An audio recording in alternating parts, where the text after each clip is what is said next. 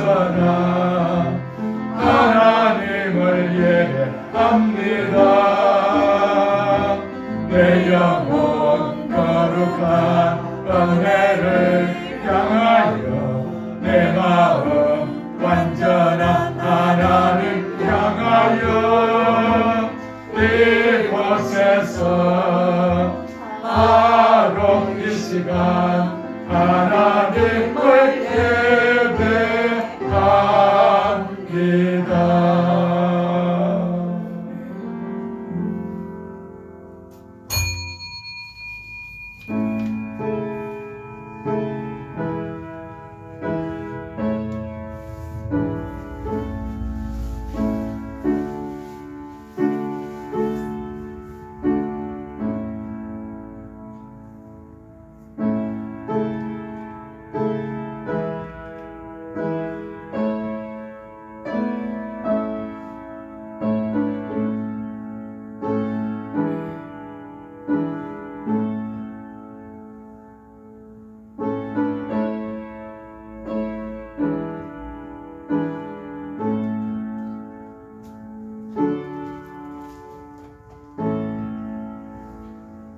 여호와를 자기 하나님으로 삼은 나라 곧 하나님의 기업으로 선택된 백성은 복이 있도다. 하나님 아버지,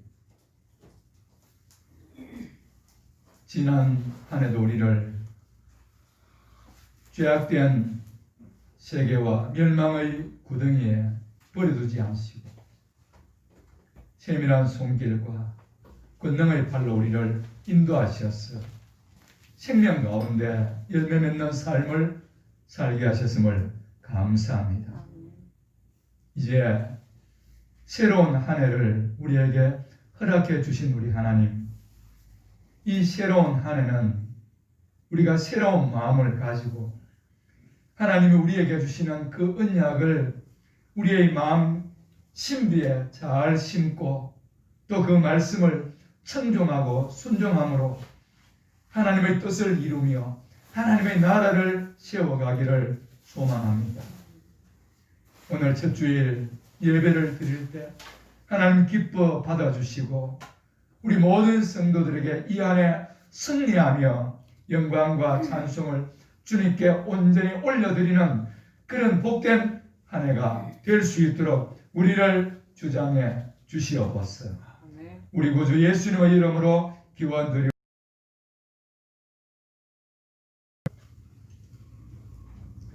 17장 찬송 하겠습니다.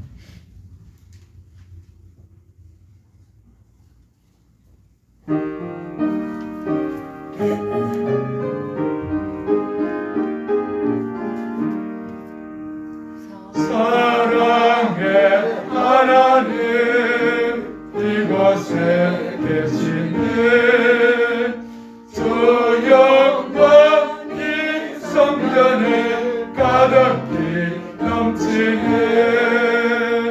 거룩한 주님 앞에 죄인된 우리들 경건한 마음으로 찬양하라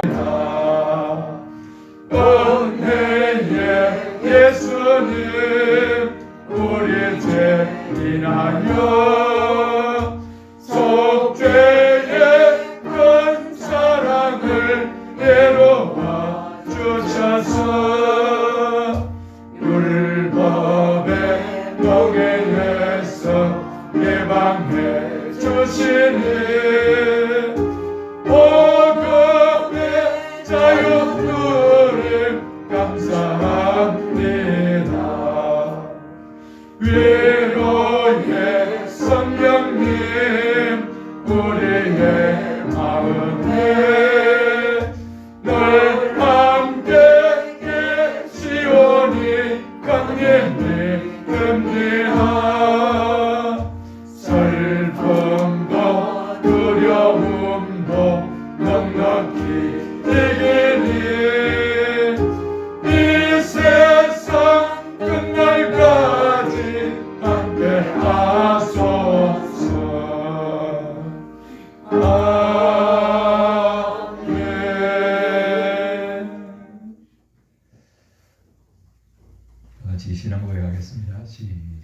나는 전능하신 아버지 하나님 천지의 창조주를 믿습니다. 나는 그의 유일하신 아들 우리 주 예수 그리스도를 믿습니다. 그는 성령으로 잉태되어 동정녀 마리아에게서 나시고 본디오 빌라도에게 고난을 받아 십자가에 못 박혀 죽으시고 장사된 지 사흘 만에 죽은 자 가운데서 다시 살아나셨으며 하늘에 오르시어 전능하신 아버지 하나님 우편에 앉아 계시다가 거기로부터 살아있는 자와 죽은 자를 심판하러 오십니다. 나는 성령을 믿으며 거룩한 공교회와 성도의 교제와 죄를 용서받는 것과 몸의 부활과 영생을 믿습니다. 아멘. 이 자리에 앉으셔서 교동문 93번 말씀 제 말씀을 교독합니다. 주께서 옛적에 땅의 기초를 놓으셨사오며 하늘도 주의 손으로 지으신 바니이다. 천지는 없어지니와 주는 영존하시겠고 그것들은 다 옷같이 낡으리니 의복같이 바꾸시면 바뀌려니와 주는 한결같으시고 주의 연단은 무궁하리이다. 너희는 이전 일을 기억하지 말며 옛날 일을 생각하지 말라. 보라 내가 새 일을 행하리니 이제 나타낼 것이다. 구습을 따르는 옛사람을 벗어버리고 오직 너희 거룩함으로 씻음을 받은 새 사람을 입어라. 그런즉 누구든지 그리스도 안에 있으면 새로운 피조물이라. 이전 것은 지나갔으니 보라 새 것이 되었도다. 새 계명을 너희에게 주노니 서로 사랑하라. 내가 내가 너희를 너희를 사랑한 사랑하는 것 것 같이 같이 너희도 서로 사랑하라. 아멘. 찬송가 552장입니다.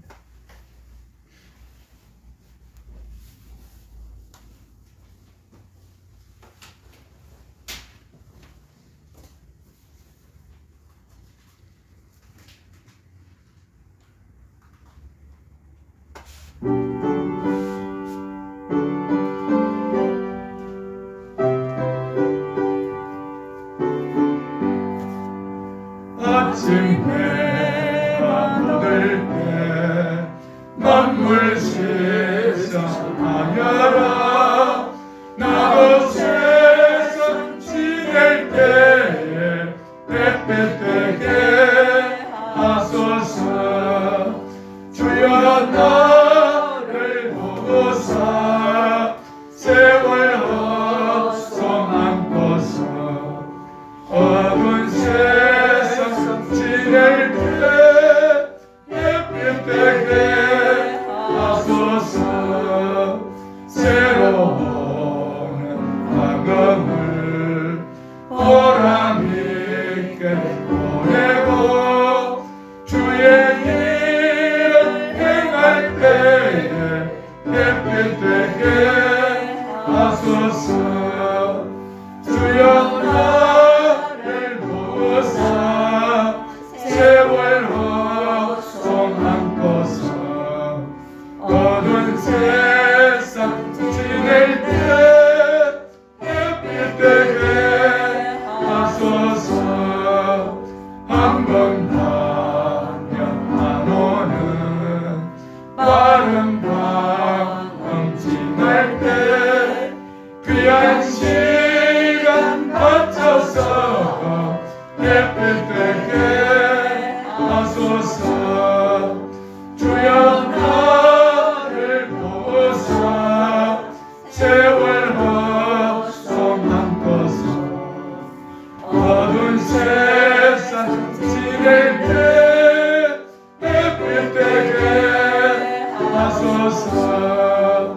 밤낮주를 위하여 몸과 마음을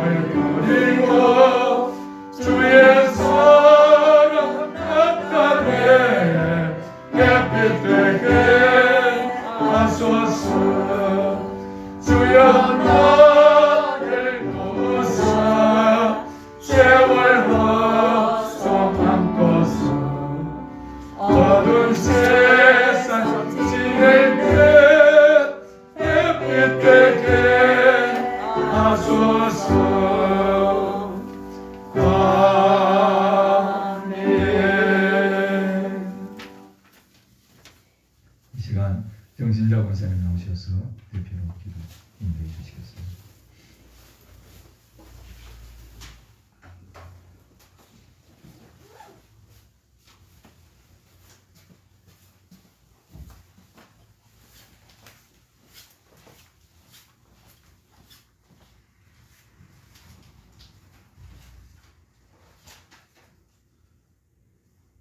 하나님 아버지, 작년 한 해 동안 거친 광야와 같은 여정에 한순간도 버리지 않고 동행해 주신 하나님의 은혜를 찬양합니다. 아멘. 여기까지 올 수 있었던 것이 다 하나님의 은혜인 줄 알아 경배를 드리오니 큰 영광을 받아 주옵소서.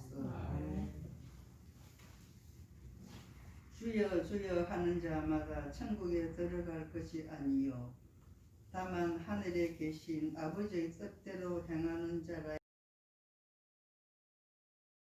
그러나 우리는 입으로만 주여 주여 할 뿐 행함은 부족했음을 고백합니다. 아멘. 입술로는 하나님을 공경한다고 하나 마음은 하나님께로부터 멀리 떠나 있던 우리를 용서하여 주시옵소서. 아멘. 우리에게 향하신 하나님의 뜻을 잘 받들며 살아가게 하여 주시옵소서. 아멘. 충성되지도 못한 우리들을 충성되이 여겨주시고 귀한 직분들을 맡겨주신 은혜에 감사를 드립니다. 몸된 교회에 귀한 일꾼들이 되게 하소서. 공고하고 낙심되는 일이 많더라도 결국에는 범사가 협력하여 선을 이룰 줄 믿고 감사하게 하소서. 아멘.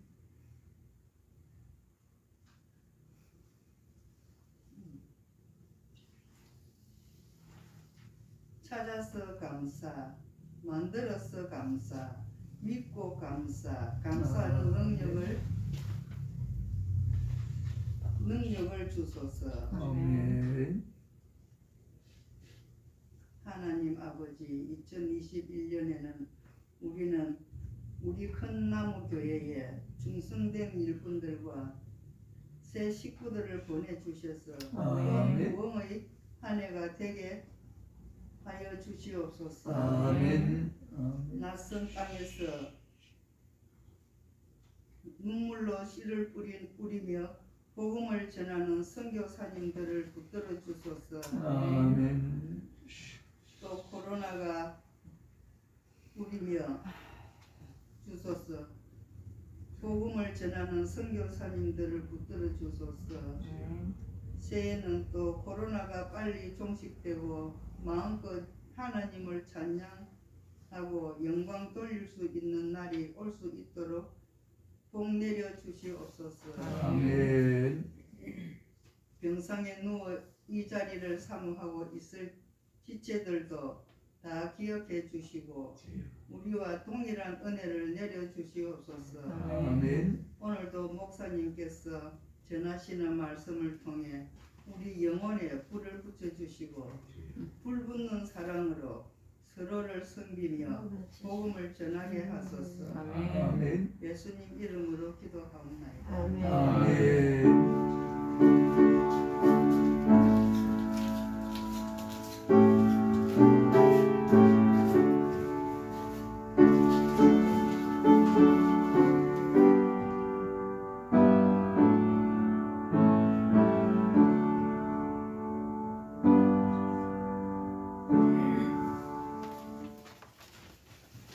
하나님 말씀 구약 성경 예레미야 9장 1절과 신약 성경 누가복음 23장 28절 9절 말씀을 보겠습니다. 우리 2절 말씀 같이 큰 목소리로 읽겠습니다. 시작. 어찌하여 내 머리는 물이 되고 내 눈은 눈물 근원이 될고 죽임을 당한 딸 내 백성을 위하여 주야로 울리로다. 아멘. 누가복음 시작. 예수께서 돌이켜 그들을 향하여 이르시되 예루살렘의 딸들아 나를 위하여 울지 말고 너희와 너희 자녀를 위하여 울라. 아멘.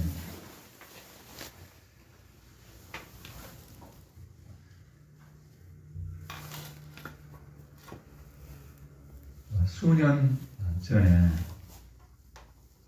딸을 통해서 회심을 한, 그래서 일본에서 세례를 받고 변화되어 그리스도인이 된 이어령 박사가 있습니다.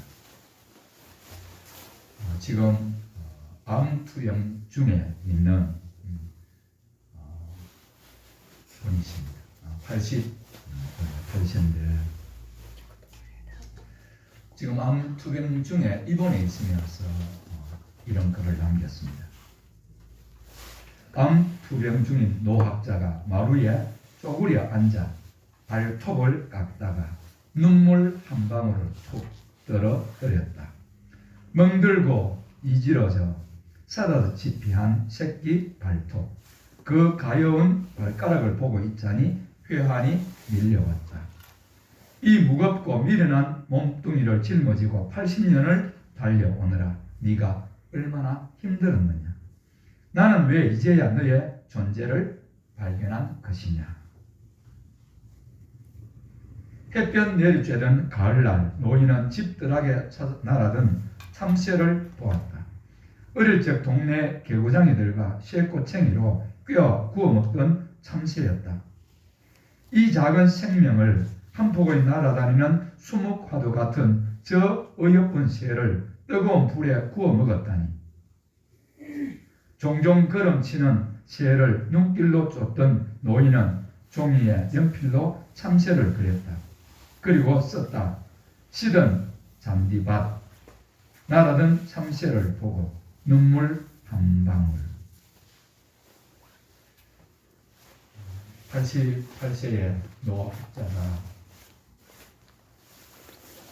병상에 있으면서 자기의 일거수일투족에 대한 것들을 정리하면서 어느 날 새끼 발톱을 깎는데 발톱 깎으면서 뭉클하게 가슴을 울리는 게 있었다는 거예요. 볼품 없고 작은 이 새끼 발가락이 80년 동안 자기 몸을 지탱해 왔다는 사실을 깨달으니까 눈물이 떨어지는 거죠. 발톱을 깎다가 이것을 발견했다는 거죠. 수없이 인생을 힘겹게 뛰어 달려 걸어가면서 넘어지면서 왔는데 이 거대한 몸뚱아리를 떠받쳐주고 세워주게 한 그 작은 발가락 하나.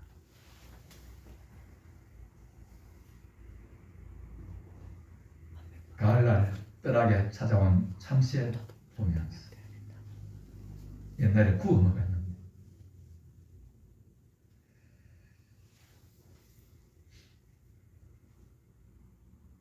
성경에도 그렇게 말씀하죠. 참새 한 마리도 그냥 먹이시고 입히시고 주관하신다.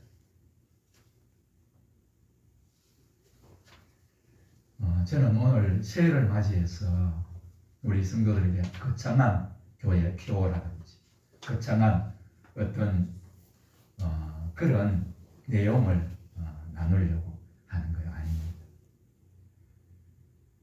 오늘 저는 눈물 한 방울 울어야 산다는 그런 말씀을 이 새해 벽두에 우리 성도들과 함께 나누고자 합니다. 어떤 분이 이런 글을 썼습니다. 우리가 사는 이 세계는 대단한 구호나 승리주의가 아닌 맑은 영혼의 눈물로 인해 아름다워지고 있다. 이렇게 말했습니다. 위대한 학자인 쇼펜하우어는 눈물을 모르는 눈으로는 진리를 보지 못하며 아픔을 겪지 아니한 마음으로는 사람을 모른다라고 했습니다. 이어령 노학자가 신년 대담에 이런 말을 했다고 해요. 예수님도 석가모니도 공자도 모두 울었다. 그 사랑과 참회의 눈물이 메마른 사막에서 우리가 살고 있다. 코로나 주술에서 벗어날 길은 타인을 위해 흘리는 눈물이다. 오늘 우리는 지난해부터 이어온 이 코로나로 인해서 집단적인 그런 절망 또 다른 사람이나 기관이나 지도자에 대한 지금까지 억눌렸던 그 분노를 표현하는 그런 모습들을 수없이 보았습니다. 오늘 그런 대단한 구호나 광기 어린 외침이나 또 함께 손을 들고 광장이 외치는 그 메아리 외침이 오늘 우리 시대에 필요한 것이 아니라고 노학자는 말합니다. 오늘 이 어려운 상황에서 벗어나는 길은 타인을 위해 흘리는 눈물이다. 오늘 그 우리의 분노의 외침이 세상을 향한 원망의 그 눈초리가 광기 어린 우리의 몸짓과 우리의 손길이 세상을 결코 변화시키는 것은 아니라 그렇게 말하는 이 노학자의 외침이 우리의 가슴을 울립니다. 저는 이 말에 전적으로 동감을 합니다. 김동우라는 시인이 이런 시를 썼습니다. 울지 말라고 달래지 말라. 울지 말라고 달래지 말라. 슬퍼서 우는 사람을 보고 울지 말라고 달래지 말라. 삶이 힘들어 눈물을 흘리는 사람을 보고 울지 말라고 달래지 말라. 가슴에 한이 맺혀 터져나갈 것 같은 통증을 사귀기 위해 어찌 울지 않을 수 있는가? 당신은 고독을 느껴본 적이 있는가? 혼자서 감내하기가 너무나 벅찬 삶의 아픔을 답답한 심정을 알기는 한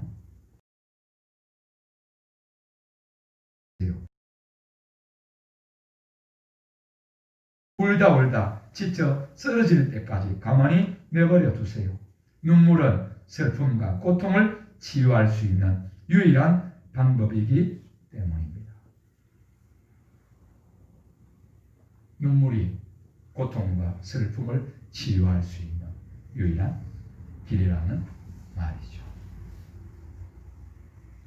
오늘 우리 사회는 눈물 흘리는 사람을 나약한 자, 연약한 자, 실패자, 패배자라는 낙인을 찍고 그들을 결코 아픔과 슬픔을 끌어안고 세워가는 그런 사회가 구조가 아니죠.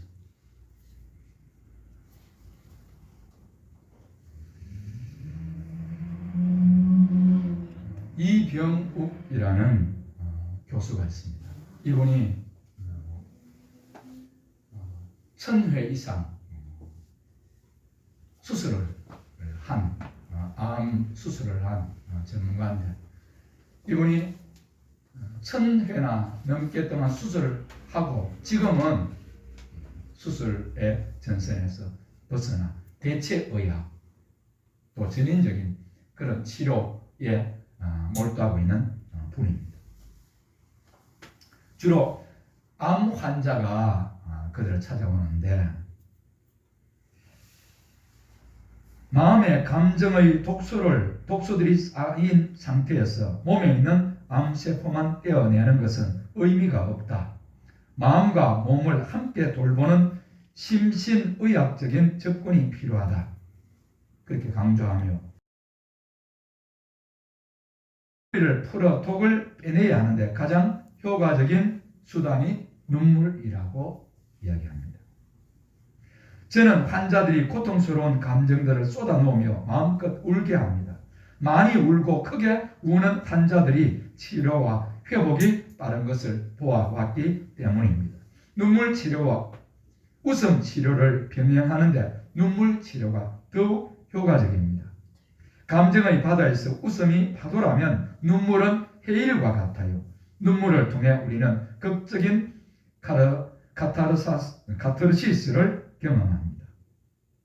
이 박사는 고치기 어려운 환자는 말기 암 환자가 아니라 감정이 말라버려 마음이 돌처럼 굳어진 환자라고 지적합니다. 때문에 딱딱하게 굳어진 마음을 푸는 게 가장 먼저 해야 할 치료라고 말합니다.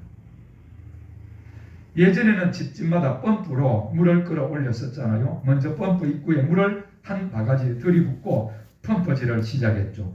한두 번 펌프질을 하다 보면 금세 물이 콸콸 쏟아져요. 이때 많은 물을 길어 올리는 데 필요한 한 바가지의 물을 마중물이라고 부릅니다.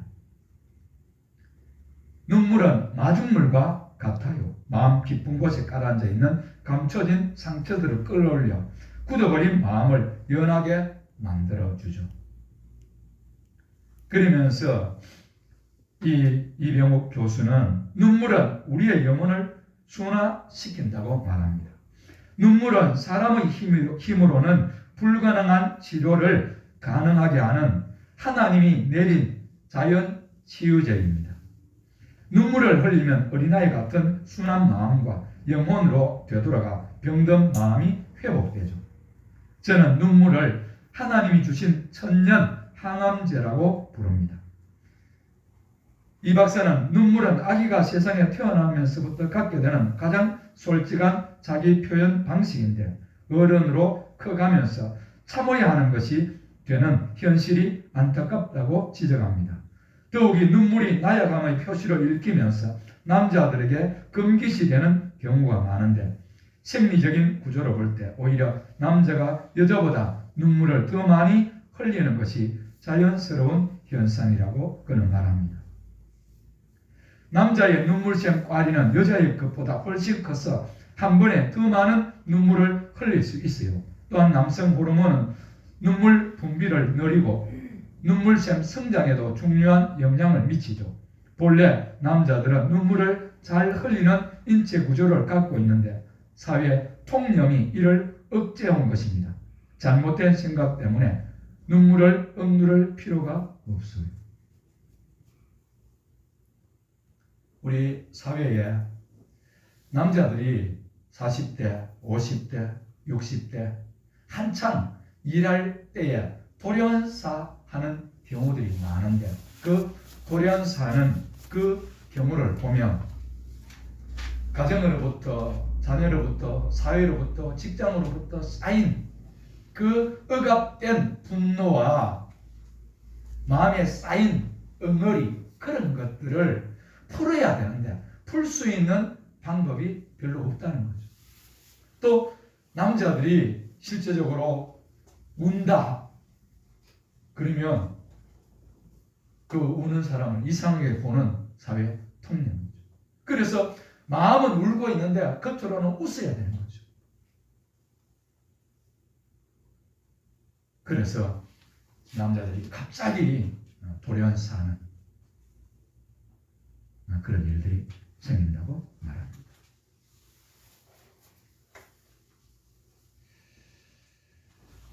오늘 예레미야 선지자를 일컬어 눈물의 선지자라고 그렇게 부릅니다.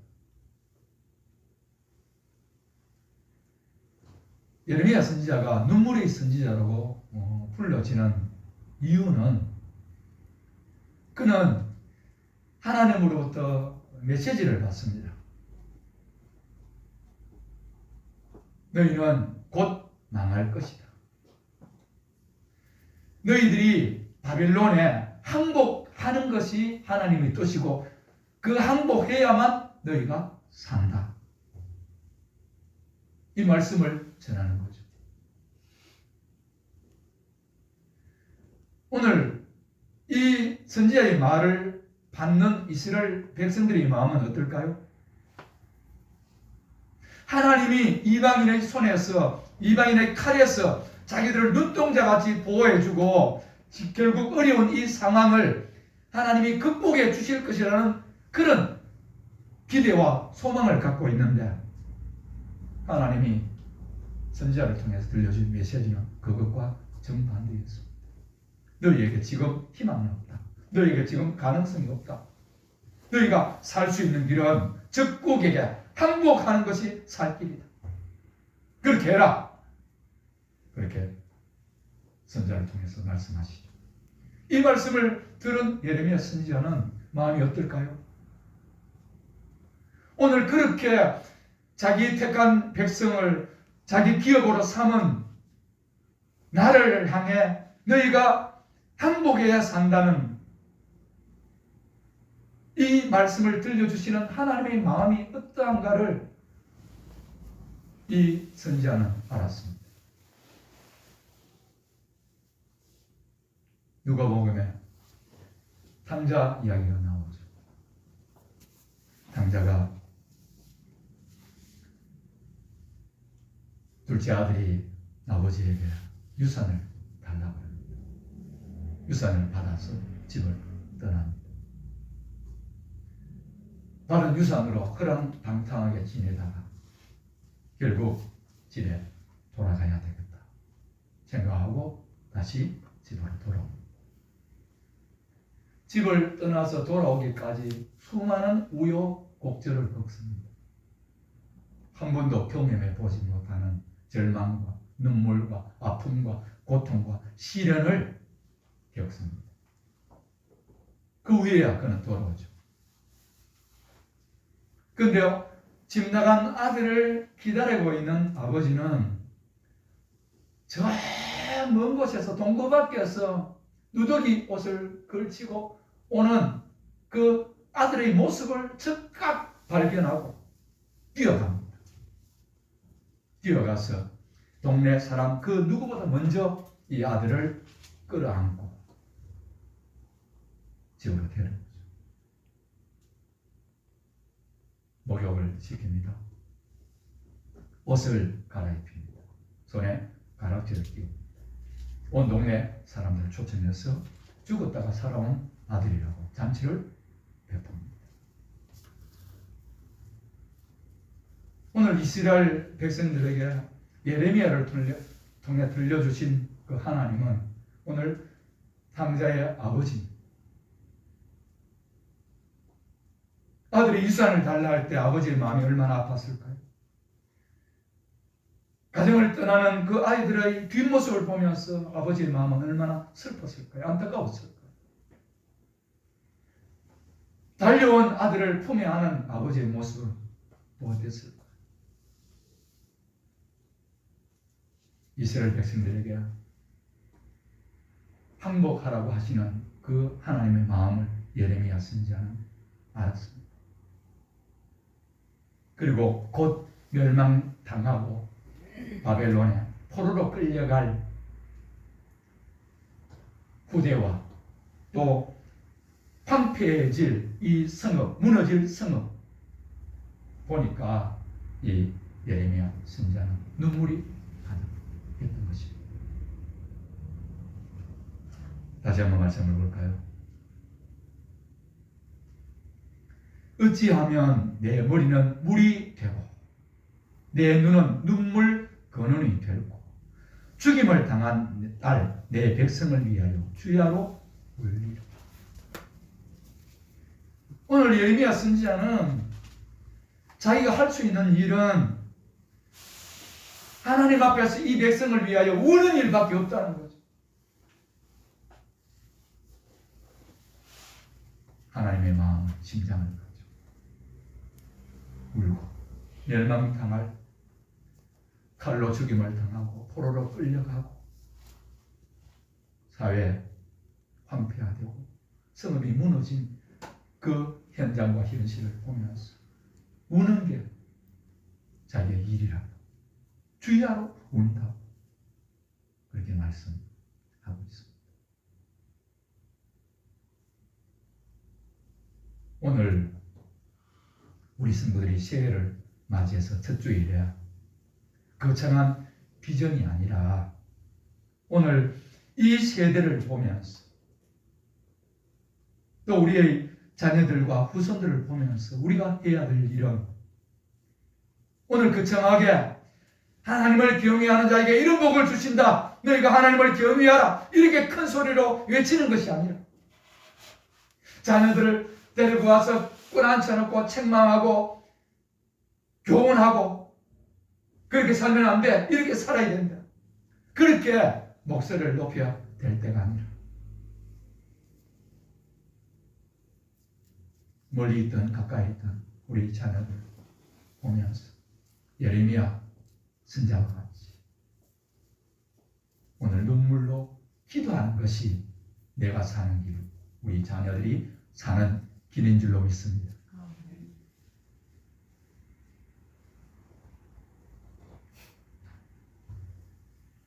이병욱 교수는 왜 울어야 하는가를 이렇게 설명하고 있습니다.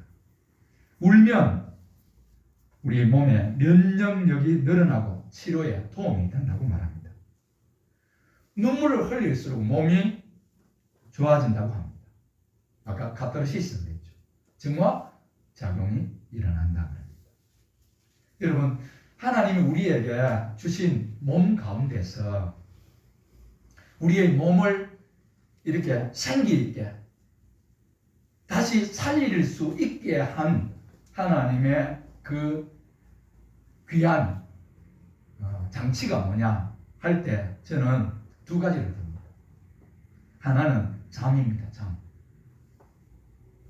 잠은요, 오늘 우리의 몸의 모든 기능을 쉬게 합니다. 그 쉼 동안 하나님이 우리 몸의 여러 가지 기능들을 새롭게 회복할 수 있는 힘과 능력과 치료를 베푸는 주는 시간이 바로 잠입니다. 근데 이 잠을 요새 잘 못 자죠. 적어도 저녁에 10시 이전에는 잠을 자야 합니다. 그리고 10시부터 한 2시 정도까지 그때 우리 몸에서 강력한 호르몬, 물질이 나와서 우리 몸을 예를 들어 우리가 우리 몸이 더러울 때 샤워하죠. 샤워하고 물을 끼얹고 나면 우리 몸이 시원하죠. 우리가 잠을 잘 때 오늘 우리 몸에서 그런 분비물이 나와서 우리의 머리 끝에서부터 발끝까지 우리의 몸을 깨끗하게 정리정돈 샤워 시켜준다는 거예요. 이게 잠입니다. 잠. 그래서 예전부터 잠이 보약이라. 또 하나는 오늘 우리 속에 응어리지고 고통지고 또 뒤틀린 우리의 마음을 정화시킬 수 있는 강력한 물질이 뭐냐? 그게 눈물이다.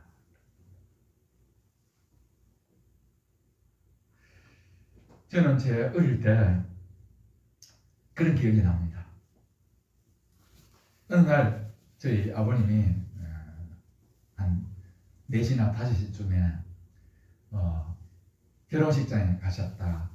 촌에서 하는 결혼식장에 가셨다 오신 것 같아요.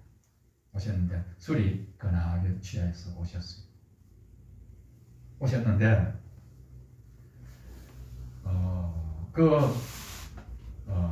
비틀거림이 오시는 아버지를 보고 어머님이 한 소리 하신 거예요.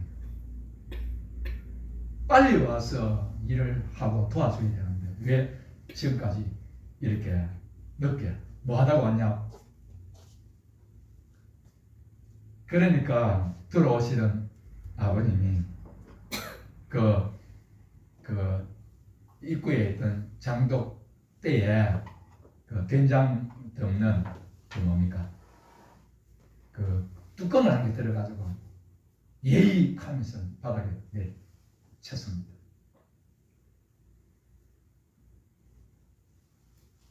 그러니까 그 모습을 본 어머님이 그냥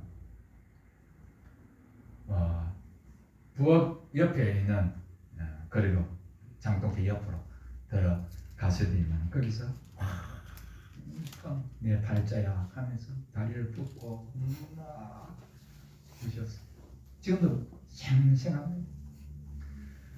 얼마나 크게 오셨던지 지나간 사람이 다 듣고 그 집에 또 무슨 일이 있구나 할 정도로 주셨어요.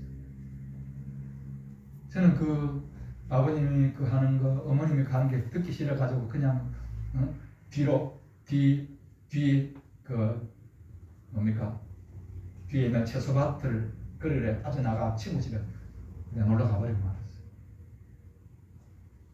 그래서 저녁도 안 먹고 한 9시 합종 돼가지고 슬그머니 눈치 보면서 내려왔어요.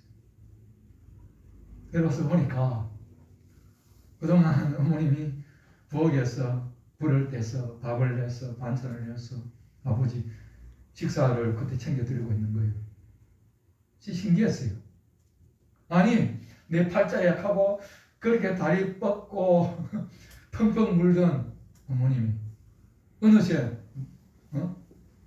정신을 차려가지고 아버지 그 늦은 시간에 밥을 내서 따끈한 밥을 지어서 올리는 그 모습을 보면서 지금 생각해 보니까 그런 거죠. 내 팔자야. 그러면서 실컷 울었는데 울고 나니까 마음에 쌓여있던 그런 것들이 하나하나 다 벗겨진 거죠. 그래서 정신을 차리고 눈물을 닦고 이제 가는 거죠. 이게 눈물의 힘이죠. 오늘 우리 성도들이 눈물을 잃어버렸습니다. 이전에 저희들 우리 신앙생활 한참 불 붙었을 때 한번 생각해 보십시오. 예수님이 내 죄 위에서 십자가에 지시기까지 고난 당하신 그 고난, 그 고난을 생각할 때 우리 눈에 촉촉하게 눈물이 맺혔지요. 그리고 로마 군인들의 그 손에 이끌려 골고다 언덕에 십자가 지신 그 십자가상에서 7마디 가상칠언의 말씀을 들을 때마다 우리의 가슴이 찢어지고 내 죄 때문에 예수님 돌아가셨구나 하는 그런 마음들이 우리 속에서 막 일어나서 주체할 수 없는 눈물이 흐르고 이제 그 예수님의 고난과 피 흘림 때문에 내가 나음을 입고 고침을 받고 구원을 받았구나. 이제는 내가 이 나를 위해 흘리신 그 예수님 다시 눈에 피눈물을 흘리지 않는 그런 구원받은 새 성도의 삶을 살리라. 그렇게 하면서 우리의 눈에 눈물이 가득한 때가 있었잖아요. 그런데 한번 우리가 생각해 보십시오. 언제인지 모르겠지만 교회 안에서 우는 성도들이 거의 없어졌습니다. 만나면 웃음소리만 가득하지 울면서 주여 나를 불쌍히 여기소서 나는 죄인입니다 하는 이 기도가 사라지고 있습니다. 교회에서 회개의 메시지를 전하면 성도들이 못 견뎌합니다. 목사님, 세상에서 상처받고 어려운 성도들에게 위로와 축복의 메시지를, 희망의 메시지를 전해야지. 회개하라, 돌아서라, 결단하라. 그런 메시지. 오늘 우리 교회와 우리 사회와 맞지 않는 메시지. 그렇게 이야기하는 분들도 있습니다. 교회에서 눈물이 사라졌습니다. 그러니까 교회에서 눈물이 사라지고 나니까 나타나는 현상인 목소리가 커집니다. 내 주장과 내 생각이 강해집니다. 조그마한 일을 볼 때 사람은 모든 허물과 죄를 덮는다 그러는데 오늘 목소리 커지다 보니까 허물을 꼬집어내고 들추어내고 망쳐놔야 공개해버립니다. 교회에서 상처가 아물어야 되는데 도리어 상처가 든나는 현실들이 일어납니다. 선자는 하나님의 마음을 가지고 멸망당할 내 자녀, 내 가족, 내 이웃, 또 내 민족을 생각하면서 눈물 근원이 되었어. 주야로 울면서 그는 하나님의 메시지를 전했습니다. 세상 사람들은 눈물 흘리는 이 예레미야를 보고 가엾은 그런 선지자라고 그렇게 놀렸는지 모릅니다. 그러나 그는 이 사명 감당했습니다. 여러분, 우는 것이 약한 것이 아닙니다. 오늘 우리가 모션이 커지고 소리가 커지고 우리의 주장이 커져야 될 때가 아니라 오늘 우리가 해야 될 일은 우리 자신과 교회와 내 가족, 후손들을 위해 눈물 흘려야 될 때입니다. 그 눈물이 나도 살고 내 흘린 눈물을 통해서 우리의 자녀들이 새롭게 생기와 소망으로 회복되는 그런 역사가 있게 될 줄로 믿습니다. 왜 우리가 하느냐?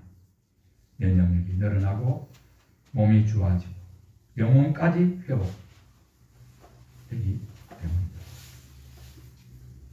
미국의 생화학자 빌 프레이라는 분이 눈물은 세 가지 종류가 있다 그럽니다. 하나는 지속적인 눈물이고 또 하나는 자극에 의한 눈물이고 셋째는 감정적인 눈물이다. 지속적인 눈물은 흘러내리는 눈물이 아니라 눈동자 표면을 촉촉하게 해주는 윤활유와 같은 것. 저와 여러분이 요새 안구 건조증이 있죠, 그죠? 그래서 인공 눈물을 넣죠. 보통 사람들은 이 윤활유 같은 눈물이 나와서 우리 눈을 깨끗하게 그렇게 씻어주죠. 그런데 이게 안 되니까 인공 눈물을 넣는 이게 지속적인 눈물이고 자극에 의한 눈물, 우리 눈 찔린다든지 벌레가 들어온다든지 먼지가 들어오면 눈물이 나잖아요. 그게 자극적인 눈물이고 셋째로는 감정적인 눈물인데 이게 눈물 치료 효과를 내는 강력한 것이라 그렇게 말합니다. 이 눈물은 뇌에서 앞의 두 눈물과 다른 형태의 통제를 받습니다. 뇌신경이나 눈이 마비돼 지속적인 눈물과 자극적인 눈물을 흘릴 수 없게 돼도 우리는 여전히 감정적인 눈물을 흘릴 수가 있습니다. 무엇보다도 감정적인 눈물에는 카테콜아민이라는 스트레스 호르몬이 많이 들어있다고 합니다. 카테콜아민은 스트레스를 받을 때 다량 생기는 호르몬으로 이것이 계속 반복적으로 분비되면 만성 위염이나 위궤양 같은 소화기 질환이 생긴다고 합니다. 또한 혈중 콜레스테롤 수치가 높아져서 관상동맥 협착증이 생겨 심근경색이나 동맥경화의 원인이 되기도 한다고 합니다.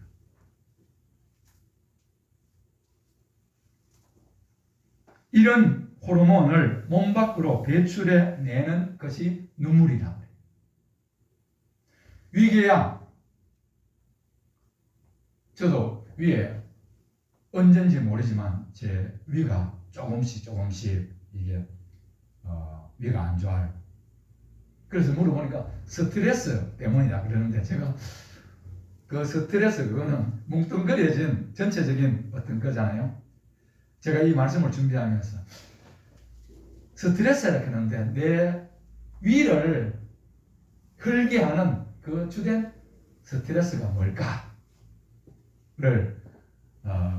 어제부터 지난 밤에도 많이 생각해 보았어요.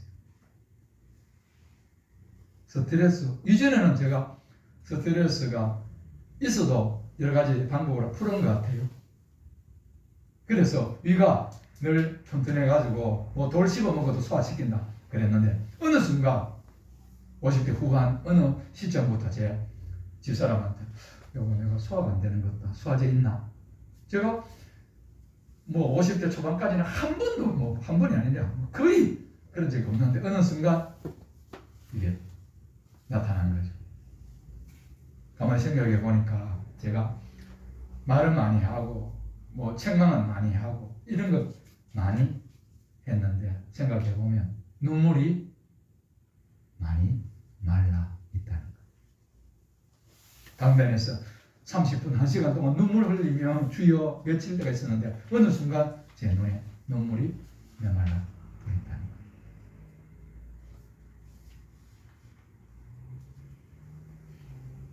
기도하면서 손을 들고 주여 나는 죄인입니다. 그러면 닭도 같은 눈물이 뚝뚝 떨어졌는데 어느 순간 주여 나는 죄인입니다. 그 엄청난 고백을 해도 마음이 완화가고 딱딱해 굳어져 버렸어요. 눈이 눈물조차 흐르지 않게 됐다. 아, 내가 몸의 위장의 기능이 약해진 것. 아, 내 눈에 눈물이 메말랐기 때문입니다.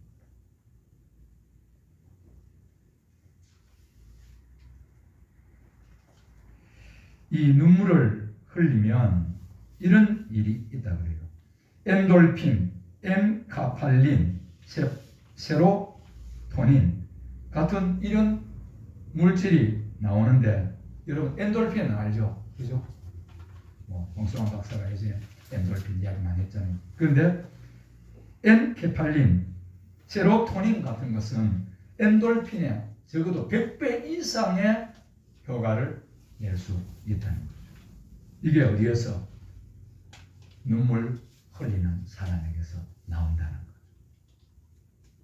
그래서 예전에 저희 어머님이 아버지에서 어려움 받은 거 그거 그냥 부엌 옆에서 20분 30분 동안 내 팔자에 하고 막 울고 나니까 그 마음속에 엉어리 같은 게 다 씻겨 나간 거죠. 근데 남자들은 그게 잘 안 되고 또 목회자들이 이제 수십 년 목회 생활하면서 그런 눈에 눈물이 나오는 흘릴 때가 그렇게 많지 않다는 거죠. 제가 가는 내과 원장이 목사님 스트레스 때문입니다. 그래서 LDL 콜레스테롤 그 수치도 이제 많이 내려왔는데 그거 그다음에 위 제가 저의 결론은 눈물 흘리지 않기 때문이다. 그래서 원래는 눈에 눈물을 많이 흘리게 됩니다. 나를 자신을 위해서도 흘리고 우리 자녀들을 위해서도 흘리고 우리 성도들을 위해서도 눈물을 흘려야 됩니다. 그게 내가 사는 길이고 우리 가족이 사는 길이고 교회가 살아나는 길이다. 오늘 누가복음의 23장 말씀을 한번 볼까요? 예수께서 돌이켜 그들을 향하여 이르시되 예루살렘의 딸들아 나를 위하여 울지 말고 너희와 너희 자녀를 위하여 울라. 예수님이 이제 예루살렘 성으로 입성합니다. 그 뒤에는 오늘 예수님이 이제 십자가 형벌을 받으실 그것이 이제 이어질 겁니다. 오늘 예수님이 그 고난 당하시고 고통 받으실 그걸 위해서 오늘 여인들과 많은 사람들이 울지요. 그래도 예수님은 나를 위하여 울지 말고 너희와 너희 자녀를 위해서 울라. 너희와 너희 자녀 울라. 이 말은 곧 얼마 후에 이 예루살렘 성이 로마에 의해서 함락되어집니다. 예루살렘 성전이 돌 위에 돌 하나도 남지 않게 되는 그때가 옵니다. 예수님은 그 때를 바라보시고 지금 여인들을 향해서 자기를 따르는 사람들을 위해서 너희와 나를 위하여 울지 말고 너희와 너희 자녀를 위해서 울으라. 그렇게 말씀하십니다.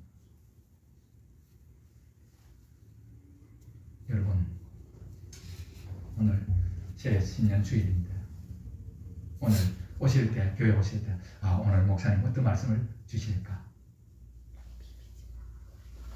오늘 한 해 내 삶에 어떤 소망적인 말씀을 선포하실까 기대하셨어요? 근데 오늘 말씀 보니까 그 기대하고는 영 동떨어진 말씀 아닌가요? 오늘 예수님도 우셨습니다. 요한복음 11장에 보면 나사로 집에 갔는데 예수님은 나사로가 죽었기 때문에 우는 것이 아니라 오늘 그 죽음 앞에 서 있는 그 가정과 이웃의 사람들을 보면서 믿음 없음을 보시면서 예수님은 우셨습니다.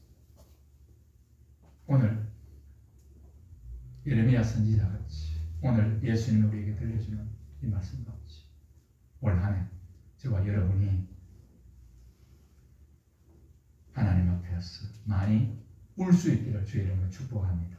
그러면 우리의 몸도 회복되어지고 우리의 영혼도 새로워지고 우리의 눈물이 생명수가 되어서 우리 가정에 흘러 넘치고 자녀들이 그 눈물에 변화하고 치료의 역사가 일어나고 그 눈물로 인해서 오늘 우리 교회도 새로워지는 그런 여러 가지 정화의 작용이 일어나게 될 줄로 믿습니다. 성경은 이렇게 말씀하죠. 눈물로 씨를 뿌리는 자는 기쁨으로 그 단을 가지고 돌아오리로다. 기도하겠습니다. 하나님 아버지,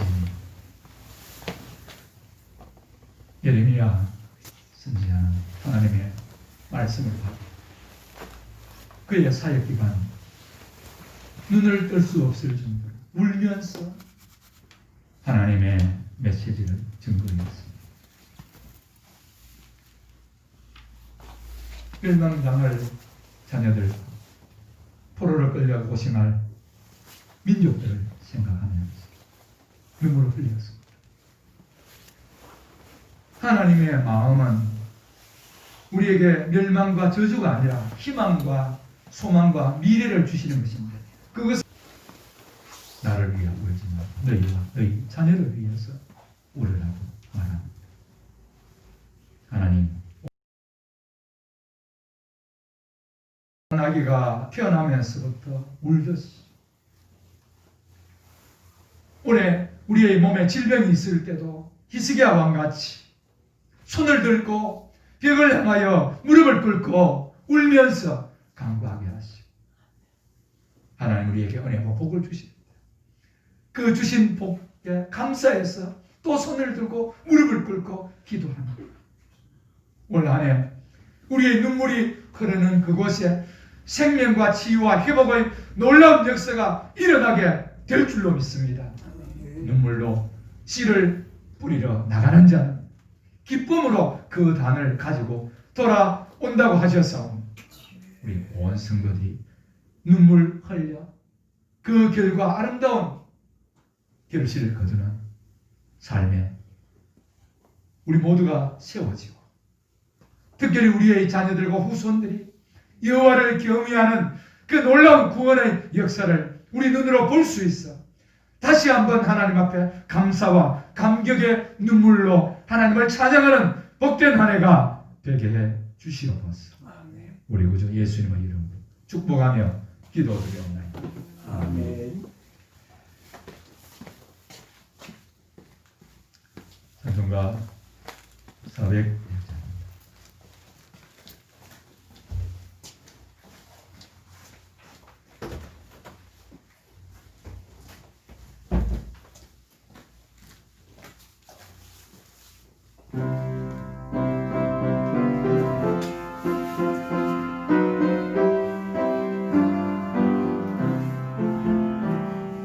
주의 곁에 있을 때 마음이 든든하오니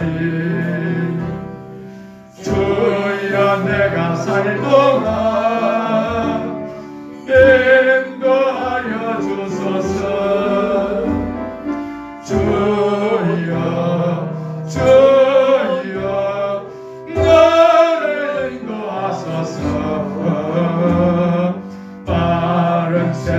살 동안 주여 인도하소서. 피난처인 예수여 세상 물결할 때 거신 은혜 베푸사 나를 숨겨주소서. 주여 주여 나를 인도하소서. 바른 세상 살고는 주여 인도하소서. 세상 풍파 지난 후 영화로운 나라와 눈물 없는 곳으로 들어가게 하소서. 주여 주여 나를 인도하소서. 다른 세상 살동안 주여 인도하소서.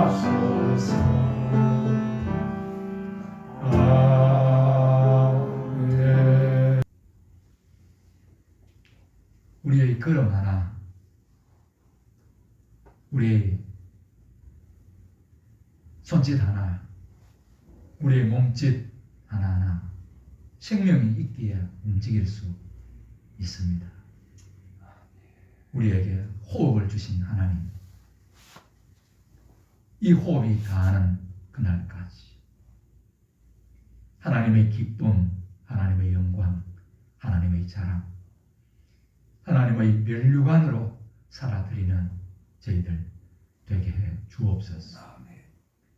주 앞에 설 때마다 나를 사랑해 주신 하나님의 사랑에 나를 충성되이 여겨 직분을 주신 하나님 앞에, 또 지금까지 실족하고 자빠지고 넘어지지 않고 주를 향해 한 걸음 한 걸음 살게 하신 그 하나님의 은혜를 생각하며 눈물로 감사하고 기쁨으로 찬양하는 우리 성도들 되게 해 주옵소서. 이 시간 11조 예물을 올려드립니다. 이 예물을 받으시고 특별히 오늘 무명으로 드리는 우리 집사님, 정말 힘든 육체의 노동을 하면서도 우리 금나무 교회를 위해 귀한 예물 보내는 그 사랑 기억하시고, 멀리 떨어져 있는 그 아내가 속히 돌아오게 하시고, 우리 집사님 이 겨울에도 일할 수 있는 그런 일들을, 직장을 날마다 허락해 주옵소서. 이 시간 신년을 맞이해서 하나님 앞에 귀한 소원과 기도의 제목을 담아 주 앞에 올려드립니다. 올 한 해 동안 우리 성도들의 마음의 소원이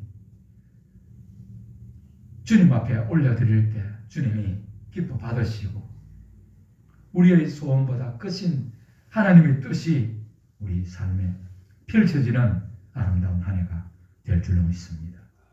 올 한 해 교회 온 성도들 마음에 하나님이 주시는 샬롬이 넘치고, 삶 속에 주님이 주신 은혜가 넘치고, 저들의 입술에 하나님을 향한 감사와 구원의 찬송이 넘치는 그런 복된 삶이 되게 해 주옵소서.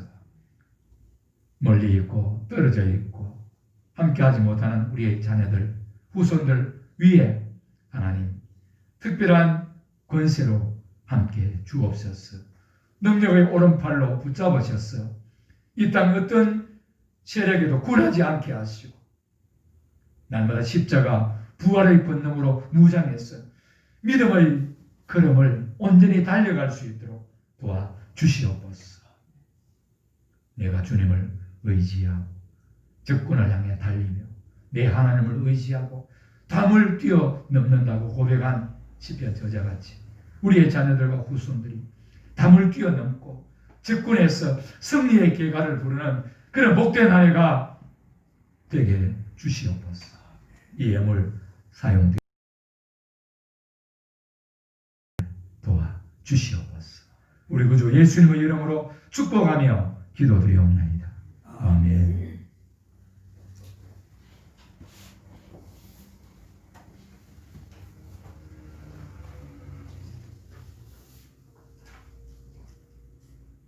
교회 소식입니다. 오늘은 신년주일입니다. 2021년 한 해 말씀과 기도로 승리하는 성도들이 되시기를 주의 이름으로 축복합니다. 작정해 주십시오.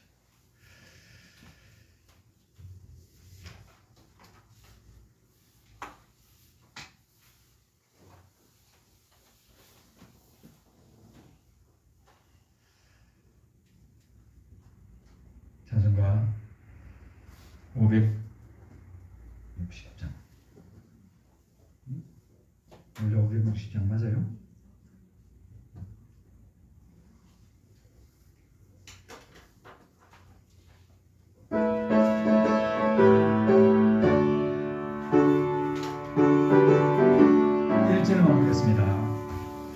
주의 발자취를 따르니 어찌 즐거운 일 아닌가. 밤의 하늘 열리고 밝은 빛이 비친다. 발자취를 따라가자 기쁜 마음으로. 발자취를 따라가자 찬송하며 즐겁게.